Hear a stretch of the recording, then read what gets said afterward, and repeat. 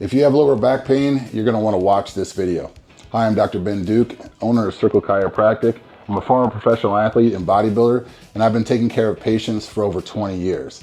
Now today is a special video. We're going to be talking about a very specific x-ray. It's called your lateral lumbar x-ray. And what is that? That is actually taking a picture from the side of your lower back. So let's get a really good look at what we're talking about here. So first, let's identify structures. First, we have your sacrum or your tailbone down here, L5, 4, 3, 2, 1, and that makes up your lower back. All right, now the first thing we look at is the structures, which is there's supposed to be a nice arc here.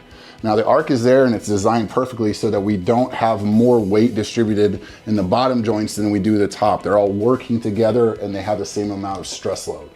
Next is we look at the bones, nice and strong, like big squares right here. No jagged edges, no deformations. That would show us that there's either osteopenia or arthritis happening in the spine.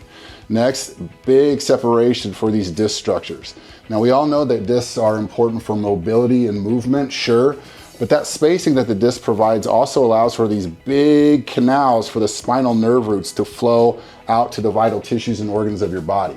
So to orientate you, your spinal cord runs right behind, right through here. Your spinal cord is like your lifeline. It's what connects your brain to everything in your body. So it's like the river of life because it flows life messages down the spine and then it comes out these nerve roots to, again, the tissues and organs. So these kind of look like ear canals, got to be wide open like you see right here on each individual segment.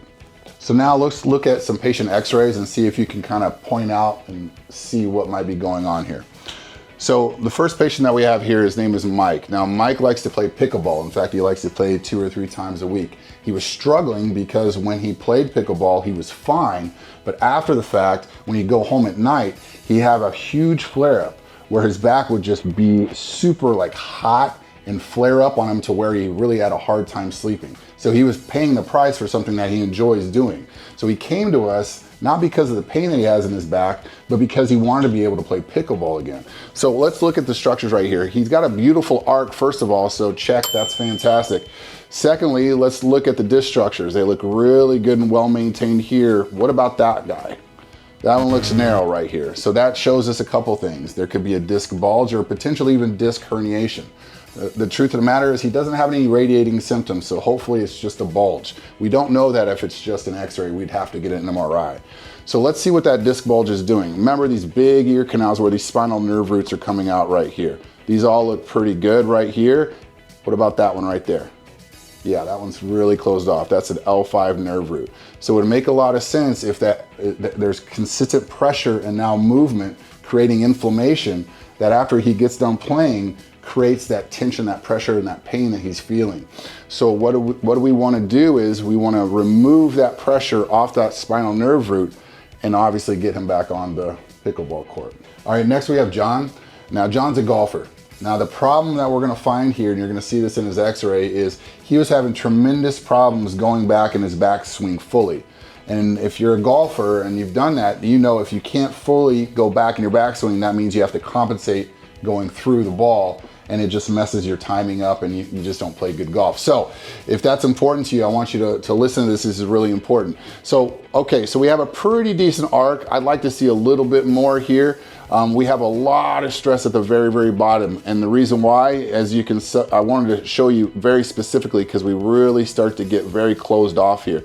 The back of the sacrum here and then the back of the L5. So we have this L5 that's shifted forward. Again, that's an unstable joint. And we know it's been there for quite some time because we're starting to see slipping and spurring on the end plates here, which means that this arthritic condition is really starting to form. And now we can see that because he's trying to hinge off this and rotate off this joint right here and it's unstable, he's not able to do it. Now the rest of the spine doesn't look too bad. There's some arthritis up in here as well. This is a pretty good joint. You see it's very, very open with the disc. You got a really good nerve canal that's open here. So this is a framework of what we would like the rest to look like. But again, because of this unstable joint, he's just unable to perform the golf swing. So therefore he just doesn't want to play golf anymore. So our goal right now is to get this joint in a more stable position and to strengthen his lumbar spine so that he feels more comfortable going through the golf swing. All right, the last patient is Guy. Now, Guy comes in and you're gonna see something a little bit different, and I wanted to really do a good job with this. He's a little bit older of a patient, and you're gonna see that in his x-ray. Now, Guy, he's at a place right now where you can literally see when he walks that he's in pain. So he's having to almost shuffle his feet because he's so stiff and so sore in his lumbar spine. So let's take a look from the lateral end right here. There's really no curve. Everything is pretty straight up and down until you get into the sacrum right here. And because of that, so everything loads straight down right around here. Now, as you can see, and I probably don't have to stress it too much, you can see arthritis throughout all the joints. And I put arrows here so you can kind of see that growth. And I want you guys to understand something. Arthritis isn't just because somebody gets older. Yes, it does happen when people age. But the reason why arthritis happens is it's an adaptation response to stress. What do I mean by that? That means when the discs start to degenerate, they don't just evaporate, they have to basically go out and back. So they go this direction. So when they start to thin, they go out and back into the spinal cord and spinal nerve roots and out the front side right here. And when that happens, that creates an unstable joint.